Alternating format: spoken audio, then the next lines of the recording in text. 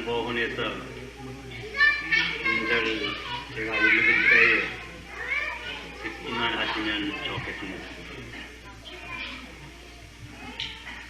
긍휼히 여기는 자는 복이 있나니 저희가 긍휼히 여김을 받을 것임이요. 마태복음 5장 7절이 옳시다. 이미 말씀드린 바와 같이 산상보훈의 이 8가지 축복은 서로 연결되어 있습니다. 먼저 마음이 가난한 자가 축복을 받고 그러한 이는 또한 자기의 죄를 애통함으로 애통하는 자가 되어서 축복을 받게 되고 그러한 이는 또한 하나님이나 사람 앞에 온유한 자가 되어서 또한 축복을 받게 되며 그러한 이는 또한 한 걸음 더 나아가서 의에 줄이고 목마른 자가 됨으로 말미암아 축복을 받는 것입니다. 그리고 다섯째로는 그와 같은 사람은 긍휼히 여기는 자가 되어서 또한 축복을 받게 되는 것입니다. 여기에 의라고 하는 말 다음에 긍휼이 오는 것은 뜻이 있는 줄 생각합니다. 의에 긍휼이 없으면 냉정한 혹은 무자비한 의가 되기 쉽습니다. 반면에 긍휼의 의가 없으면 무불변한 죄의 용납을 하기 쉬운 것입니다. 그러므로써 이 의와 긍휼은 영원히 나누일 수 없는 것입니다. 오늘 아침 이 시간 긍휼히 여기는 자는 복이 있나니 저희가 긍휼히 여김을 받을 것이며 이 다섯째 축복을 통해서 하나님께서 오늘 아침 우리 각 사람 위에 그 은혜를 더하여 주시기를 바랍니다. 긍휼이라고 하는 말의 뜻은 우리가 다 짐작하시는 줄 생각합니다. 다른 말로 말하면 자비, 인자, 혹은 인애, 혹은 민민, 혹은 민망, 혹은 체휼, 또 그저 쉽게 불쌍히 여기는 마음이 올지다. 따라서 긍휼이라고 하는 말에 반대되는 말은 무자비, 잔인, 포화, 무정, 냉정, 혹은 무시 이런 말이 될 것입니다. 간단히 말하면 긍휼이라고 하는 뜻은 사람과 사람과의 관계에 있어서 특별히 불우한 경우에 있는 이들, 불행한 경우에 있는 이들, 혹은 범죄자에 대해서 우리 하느님의 사랑의 표현을 의미하는 것입니다. 다시 말하면 불행과 불우와 범죄자에 대하여 우리 그리스도인의 사랑이 무엇으로 나타나느냐? 그것은 한마디로 말하면 긍휼로서 나타나게 되는 것입니다. 하나님은 공의의 하나님만 되시는 것이 아닙니다. 하나님은 또한 긍휼의 하나님이올시다. 긍휼과 자비가 풍성하신 하나님이 올시다. 긍휼은 하나님의 속성 가운데 하나가 되는 것입니다. 그러므로서 시편 103편 7절에는 이렇게 하나님을 찬송하였습니다. 여호와의 인자심은 영원부터 영원까지 이르며, 거기 인자라고 하는 말은 역시 긍휼이라고 하는 말과 같은 뜻입니다. 시편 108편 4절에 읽어보면 대저 주의 인자심이 하늘에 앙대하시며 주의 진실은 궁창에 미치나이다. 이와 같이 노래를 부른 것입니다. 애가 3장 22절에 보면 여호와의 자비와 긍휼이 무궁하심으로 우리가 진멸되지 아니함이니이다. 여호와의 자비와 긍휼이 무궁하신 것을 찬송한 것입니다. 사도 바울은 디도에게 편지할 때에 디도서 3장 5절에 이런 말로 기록하였습니다. 하나님께서는 우리를 구원하시되 우리의 행한 바 의로운 행위로 말미암아 아니하시고 오직 그의 긍휼하심을 조차 중생의 시침과 성령의 새롭게 하심으로 하셨나니라. 이와 같이 기록하였습니다.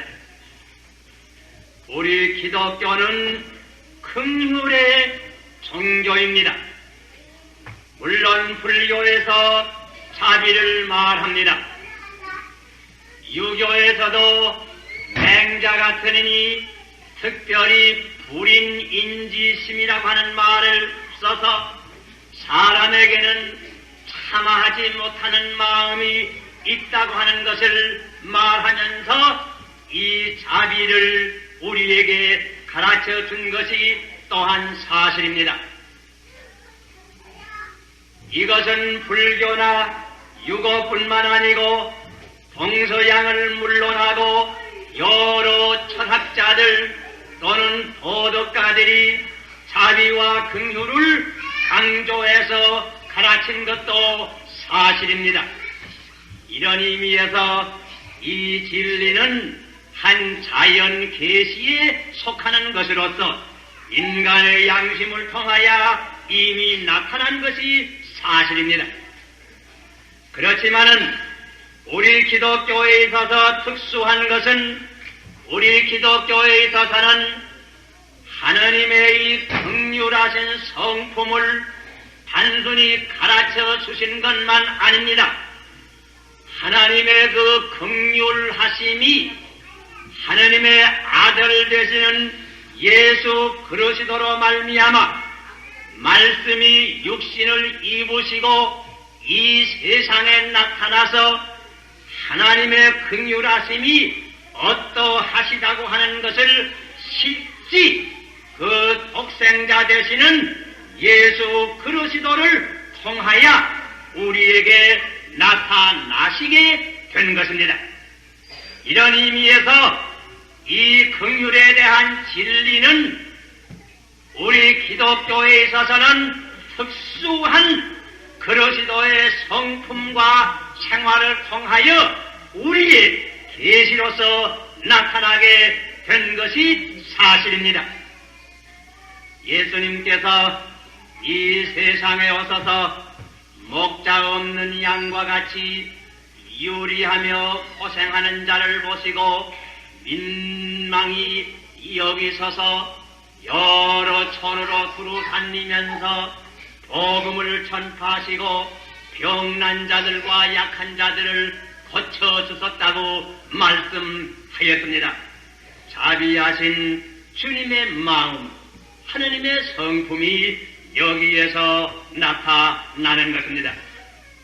그리해서 주님께서는 슬픈 자를 위로하시고 졸인 자를 먹이시며 병든 자, 손 마른 자, 눈 못 보는 자, 다리를 저는 자, 말을 못하는 자, 문둥이들을 건쳐주시며 심지어 죽은 자를 살려주신 모든 역사는 하나님의 자비하심, 하나님의 긍휼하심의 역사인 것입니다. 그때 바리새인들, 혹인 서기관들은 비난을 하였지만은 세리장 삭개오의 집에 신이 들어가 머무르시면서 그의 심령을 구원한 사실, 다른 사람들이 비난을 하고 다른 사람들의 질시를 받으면서도 세리와 죄인을 가까이 하고 많은 죄를 지었지만은 눈물로 발을 적시며 머리털로 그 발을 씻는 젊은 죄 많은 여자의 죄를 용서하여 주신 모든 사실, 심지어 가늠하다가 붙잡혀온 불쌍하고 가련한 여자의 죄를 사하여 주시고 놓아주신 그 모든 역사는 하느님의 긍휼하심, 주님의 자비하심, 그 성품을 그대로 나타내신 긍휼의 역사인 것입니다. 심지어 자기를 십자가에 못 박는 원수들을 위해서 아버지여 이들의 죄를 용서하여 주시옵소서. 그 이들이 하는 것을 무엇인지 아지 못한 민이라. 자기를 십자가에 못 박는 원수까지도 용서하신 그 사실은 하느님의 마음, 하느님의 긍휼을 그대로 우리 인간에게 보여주시는 것입니다. 그러므로서 성경은 우리 믿는 자들을 향해서 이와 같은 하느님의 긍휼, 그 아들의 자비하신 성품을 배우라고 권면하는 것입니다. 여러분이 주의해서 들으셨는지 모르지만은 잠언 3장 3절에 인자와 진리로 내게서 떠나지 않게 하고 그것을 내 목에 매며 내 마음판에 새기라고 권면하였습니다. 인자는 긍휼을 가르쳤습니다. 하나님께서 미가 선지자를 통해서 6장 6절과 8절에 이런 말씀으로 우리에게 교훈하셨습니다. 내가 무엇을 가지고 여호와 앞에 나아가며 높으신 하나님께 경배할꼬? 사람아, 주께서 선한 것이 무엇임을 내게 보이셨으니 여호와께서 내게 구하시는 것이 오직 공의를 행하며 인자를 사랑하며 긍휼을 사랑하며 겸손히 내 하나님과 함께 행하는 것이 아니냐. 우리 주님께서는 친히 누가복음 6장 36절에 너희 아버지의 자비하심과 같이 너희도 자비하라, 이렇게 친히 권면하셨습니다. 사도 바울은 에베소 4장 32절에 서로 인자하게 하며 불쌍히 여기며 서로 용서하기를 하느님이 그리스도 안에서 너희를 용서하심과 같이 하라. 이와 같이 번연하였습니다. 그러면 이 긍휼히 여기는 자의 모습이 어떠한가 잠깐 생각해 보시기를 바랍니다. 긍휼히 여기는 자, 자비한 자의 모습은 어떠한 분일까? 먼저 긍휼히 여기는 자는 자비한 눈이 있습니다. 여러분 아신 바와 같이 아프리카 대륙은 흑인 대륙으로 유명합니다. 오랫동안 사하라 사막 남편에 있는 부분은 다른 세계와 교통이 없었습니다. 17세기 이후로부터 점점 백인들이 많이 그 방면을 여행하게 되었는데 진주를 구하기 위해서 가는 사람들, 금강석을 구하기 위해서 가는 사람들, 일확천금을 꿈꾸고 그런 지방에 배를 타고 간 사람들이 많이 있었습니다.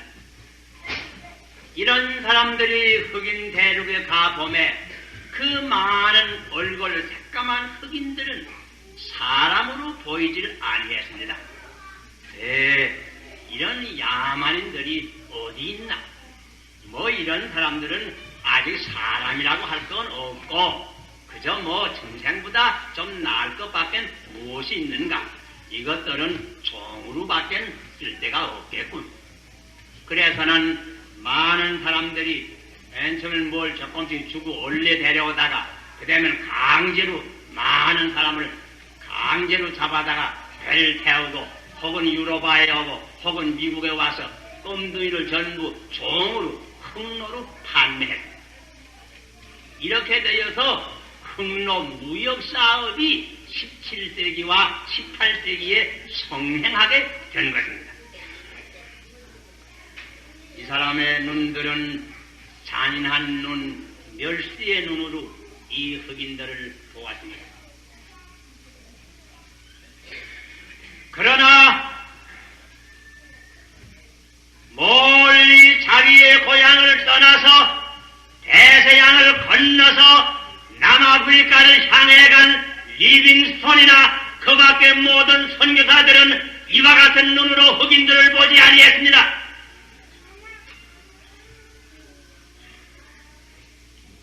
이 사람들이 얼마나 불쌍한가? 이 사람들이 얼마나 모르는가? 이 사람들이 얼마나 많은 열대 질병으로 고생을 하는가? 어떻게 하면 이 사람들을 도와줄 수 있을까? 자비한 눈으로 그 사람들을 보았습니다. 그래서 그 사람들을 위해서 병원을 설립하고 병을 건쳐주고 학교를 설립하고 글을 가르쳐주고 교회를 설립하고 그들의 영혼을 구원해 주었습니다. 오늘날 보면 이 모든 흑인 대륙에 이곳저곳의 독립국이 우후죽순과 같이 일어납니다. 이 독립국을 위해서, 독립운동을 위해서, 자유를 위해서 싸우는 모든 지도자들은 이 선교학교에서 다 배운 사실을 우리가 알아볼 수 있는 것입니다. 자비의 눈으로 흑인들을 보았습니다. 흑인들뿐만이 아닙니다. 우리가 어떤 사람을 대하나 두 가지 눈으로 볼 수가 있습니다.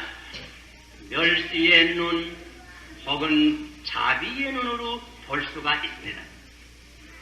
해방 이후에 또는 6.25를 통해서 많은 피난민들이 이북에서 민물처럼 서울에 오고 남한에 퍼지게 되었습니다.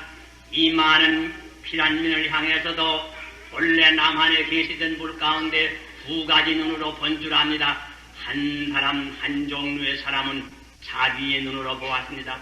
어떻게 하면 이렇게 집 다 잃고 모든 것 다 잃고 오는 이런 사람들을 어떻게 도와줄 수 있을까? 저 사람들이 얼마나 불쌍한가? 자기의 눈으로 보았습니다. 그러나 어떤 사람들은 멸시의 눈으로 본 사람들도 없지 않아 있는 것입니다.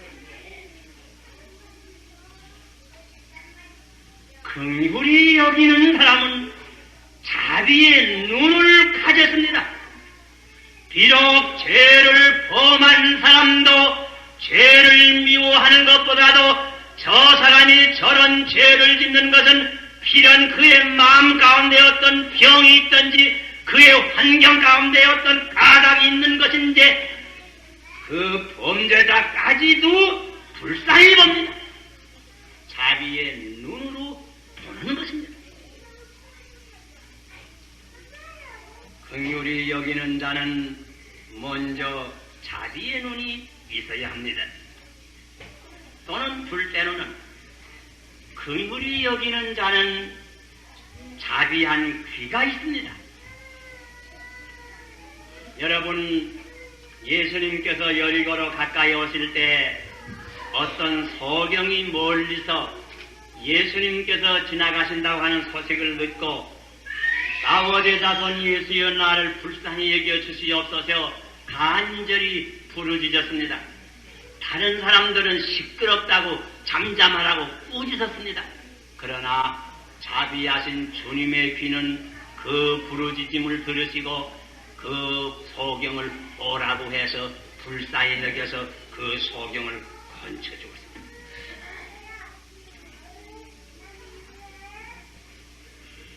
이 세상은 예루살렘에서 여리고로 내려가는 길과 같이 험악합니다. 따라서의 인생 험악한 길에서 불안당을 만나는 사람들이 많습니다. 그런 까닭으로 부르짖는 소리가 많습니다.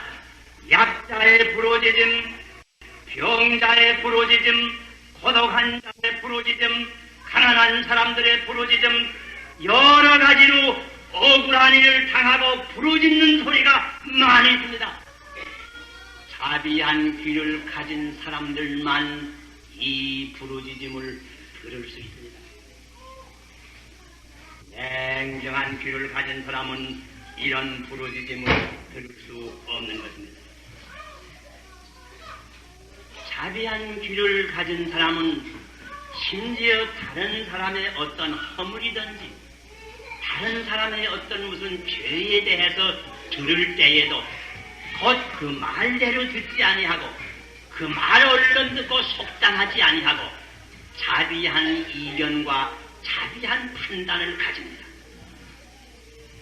여기 공자님께서 자기의 생활을 돌아보면서 하신 말씀 가운데 60의 위순이란 말씀을 하셨습니다. 나이 60이 되니 귀가 순해졌다고. 아마 그 뜻이 이런 말 같습니다.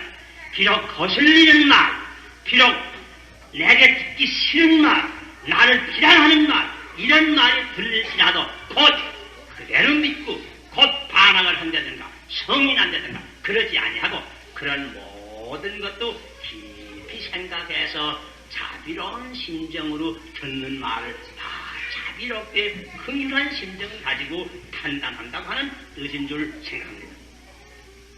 그리고 한 걸음 나가서 긍휼히 여기는 사람은 긍휼한 입 혹은 혀를 가졌습니다.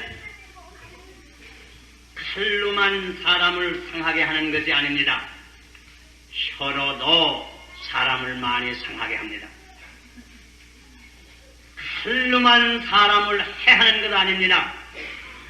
사람의 혀로도 사람을 해할 때 많이 있습니다. 사실 사람을 해하고 사람을 상하게 하는 잔인한 혀도 많이 있습니다. 긍휼히 여기는 사람은 그 혀가 인자합니다. 그러므로서 전도서 10장 12절의 말씀을 보면 지혜자의 입의 말은 은혜롭다 이런 말이 기록되어 있습니다. 지혜 있는 사람의 입의 말은 대단히 은혜스럽습니다. 이사야 50장 9절에 읽어볼 것이면 주 여호와께서 학자의 혀를 내게 주사 나로 본핍한 자를 말로 어떻게 도와줄 줄을 알게 하시고 하는 이런 말이 기록되었습니다. 인자히 여길 줄 아는 그 사람의 혀는 어떻게 권고한 사람을 말로 도와줄 줄 알게 되는 것입니다. 골로새 4장 6절에 볼 것이면 너희 말을 항상 은혜 가운데 소금으로 고르게 한 것과 같이 그런 말을 하라고 우리에게 부탁하는 것입니다. 긍휼한 자의 혀는 자비한 혀입니다. 그리고 한 걸음 나가서 긍휼한 자는 자비한 손을 가졌습니다. 예수님께서는 문둥이가 아무리 더럽지만은 친히 머루 만지면서 병을 고쳐주셨습니다. 아이들 머리 위에 손을 얹어서 축복하여 주셨습니다. 친히 떡을 손으로 떼어서 5,000명을 먹여주셨습니다. 주님의 손은 자비한 손입니다. 저는 항상 이렇게 생각합니다. 여기 의사의 손이나 간호원의 손은 보통 다른 사람의 손들보다 자비한 손처럼 항상 보입니다. 그 까닭은 의사의 손, 간호원의 손은 언제든지 병난 사람을 얻어만지고 상처를 펌해주고 피를 씻어주고 거름을 짜주고 다른 사람을 도와주는데 그 손을 씁니다. 우리가 다 의사가 아니고 우리가 다 간호원이 아니지만은 우리의 손이 신령한 방면으로 여러 가지 방면으로 다른 사람의 상처를 어루만져주고 다른 사람을 도와주는 자비한 손이 되어야 되겠습니다. 여러분 아신 바와 같이 우리 주님의 손바닥에는 못자국이 있었습니다. 이 못자국은 모든 사람의 죄를 속량해 주시기 위해서 신이 못 박힌 못자국입니다. 우리가 이와 같은 일은 할 수가 없지만은 우리의 손바닥에도 다른 사람을 도와주기 위해서 다른 사람을 어떻든지 죄 가운데서 구원하기 위해서 어려운 환경 가운데서 이끌어내기 위해서 우리 손 가운데도 손자국이 있어야 될 줄을 생각합니다. 긍휼히 여기는 사람은 자비한 발이 있습니다. 베드로가 고넬로의 집에서 설교할 때에 예수님께 대하여 이러한 말씀을 하였습니다. 저가 두루 다니시며 착한 일을 행하시고 이렇게 말씀했습니다. 예수님께서는 발로 두루 다니면서 착한 일을 하였습니다. 우리도 두루 다니기는 합니다. 그러나 얼마나 착한 일을 합니까? 우리가 일생을 산다고 할 것이면 아마 여러 만리를 걸어다닐 것 같습니다. 그러나 이 몇 만리 가운데 참으로 착한 일을 하기 위해서 걸어다니는 마일수가 얼마나 되겠습니까? 여러분, 사실 이 긍휼한 마음은 모든 착한 일, 모든 자선사업, 모든 인도주의 운동, 모든 영혼을 구원하는 전도사업의 근본 동력이 되는 것입니다. 무엇하려 어찌해서 나이팅게일 같은 여자가 자기의 고향을 떠나서 저 멀리 산터 크레미아 전장터까지 신이 가서 여러 군인들의 상처를 얻어만져주고 그들을 위해서 병원을 설립하고 그들을 도와주기를 힘썼습니까? 따라서 그와 같은 봉사로 말미암아 적십사사 운동이라고 하는 운동이 마지막에 생기게끔 되었습니까? 그 여자의 마음속에 전장에 상처를 입어서 피 흘리며 넘어지는 여러 군인들을 불쌍히 여기는 그 마음, 결국은 그 여자로 하여금 그런 일을 할 수 있게 만든 것입니다. 무슨 까닭으로 아브라함 링컨 같은 사람이 남북 전쟁을 위협을 앞에 보면서까지도 흑로 영론을 해방해주고 만 것입니까? 모든 검둥이들을 큰일히 여기는 큰일히 여기는 그 마음이 결국은 그러하여금 그와 같은 일을 할 수밖에 없이 만든 것뿐입니다. 무슨 까닭으로 전 세계에 오늘 이 세기에 있어서도 많은 사람들이 지금도 말했지만은 혹은 아프리카 혹은 아시아 여러 사람이 별로 가보지 못한 데까지 위험을 무릅쓰고 복음을 가지고 거기에 전도하러 갑니까? 죄를 짓고 이 세상에서도 형벌을 받고 영원한 멸망을 받을 영혼을 불쌍히 여기는 긍휼하는 그 마음, 그런 마음이 결국은 자선가를 만들고 그런 마음이 결국은 위대한 선교사를 만들고 그런 마음이 성장을 만들고 그런 마음이 참되는 그리스도인을 만드는 것입니다.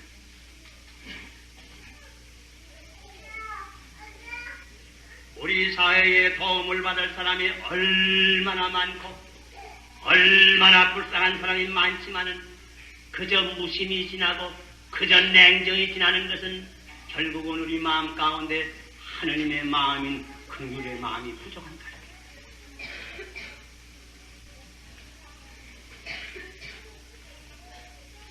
긍휼히 여기는 자는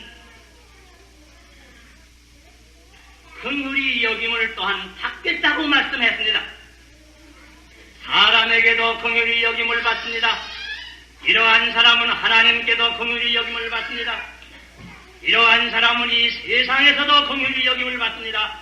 오는 세상에까지도 긍휼히 여김을 받을 것입니다. 공산당에서는 소위 무자비한 투쟁을 장려합니다. 사람의 가슴에서 이 자비가 떠나면 그는 벌써 사람이 아닙니다. 사단의 모습 그대로입니다. 긍휼이 없는 무자비한 생활은 사단의 생활입니다. 긍휼이 풍성한 자비한 생활은 하나님의 생활입니다.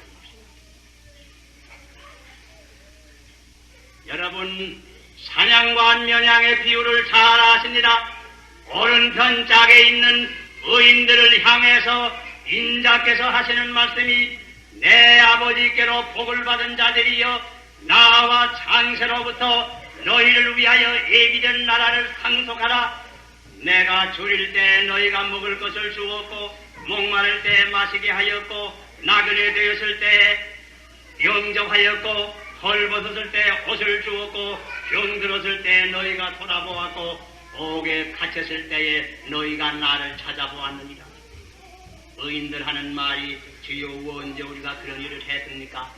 인자께서 하시는 말씀이 내 형제 중 지극히 적은 이에게 한 것이 곧 나에게 한 것입니다. 긍휼히 여기는 자에게 나라를 상속해서 영원한 축복을 주었습니다.